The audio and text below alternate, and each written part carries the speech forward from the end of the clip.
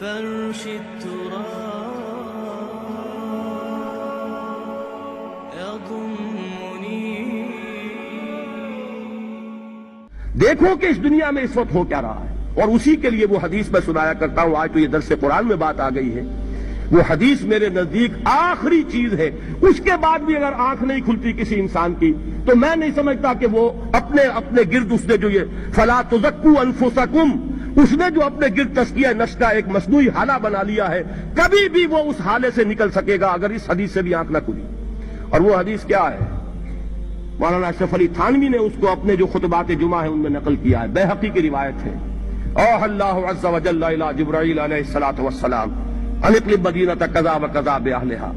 اللہ نے حکم دیا حضرت جبرائیل کو فلاں فلاں بستیوں کو الٹ دو اس کے رہنے والوں سمیت.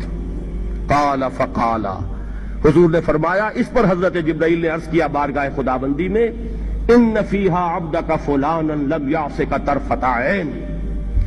پروردگار اس بستی کو الٹ دوں، اس میں تو تیرا فلاں بندہ بھی ہے جس نے کبھی پلک جھپکنے جتنی دیر بھی معصیت میں بسر نہیں کی.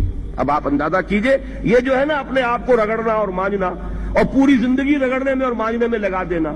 ہم بعض بزرگوں کے تذکرے میں سنتے ہیں اتنے اللہ والے تھے کہ ان کا گھوڑا بھی کوئی مشکوک دانہ نہیں کھاتا تھا، اور وہ خود جو ہے وہ انگریز کی عدالت میں بیٹھے ہوئے اور انگریز کی نوکری کر رہے تھے.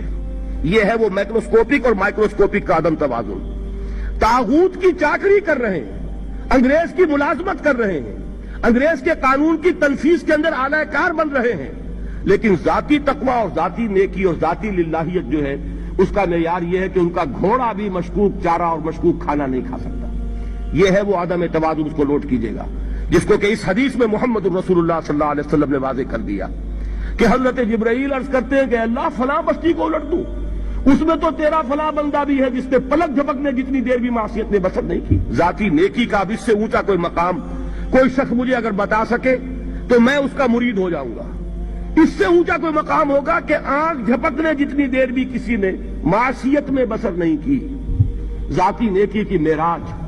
لیکن حکم کیا ہوا بارگاہ خداوندی سے؟ قال فقال، حضور نے فرمایا، اللہ تعالیٰ نے حکم لیا جبرائیل کو، اقلب علیہ وعلیہ، الٹو اس بستی کو، پہلے اس بدبخت پر پھر دوسروں پر. کیوں؟ فإن وجہہ لم یتمعر فی ساعۃ قط، اس لیے کہ اس کا چہرہ کبھی میری غیرت میں سرخ نہیں ہوا، اس چہرے کا رنگ نہیں بدلا.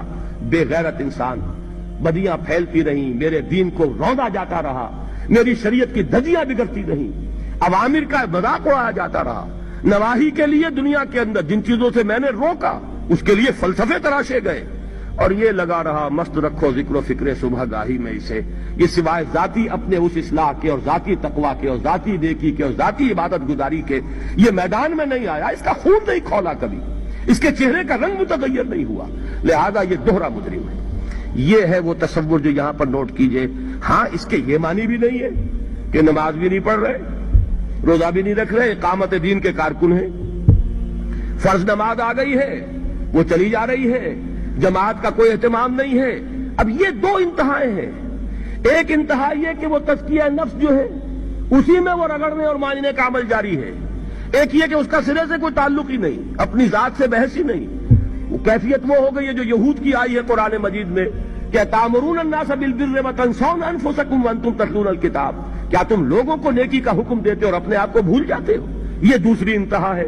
پھر وہی بات عرض کروں گا، وہی بال سے زیادہ باریک اور تلوار کی دھار سے زیادہ تیز راستہ ہے جس پہ چلنا ہوگا کہ نہ یہ ہو کہ وہ مبالغہ ہو رہا ہو، اپنی ذاتی اسلام میں تو مبالغہ کی حد تک آگے جا رہے ہیں، اور دوسرے یہ کہ اپنے دین کی تبلیغ و اشاعت، اقامت دین کی جدوجہد، اس کا کھانا ہی نہیں کھولا زندگی میں، وہ کھاتا ہی نہیں کھلا ہے. یہ ایک انتہا ہے. دوسری انتہا یہ ہے کہ انسان یہ سمجھے اپنے آپ کو کہ میں تو مجاہد فی سبیل اللہ اور دین کا کارکن اور دین کا میں اللہ کے دین کو قائم کرنے کی جدوجہد کرنے والا ہوں، جبکہ حال یہ ہو کہ جو کبائر ہیں وہ بھی زندگی میں موجود ہو. ظاہر بات ہے فرض کا ترک کبیرہ ہے، نماز فرض چھوڑی تو کبیرہ گناہ کا ارتکاب ہو گیا، وہ تو کبائر میں آ جائے گا. فرائض کا ترک کر دینا کبیرہ گناہ شمار ہوگا.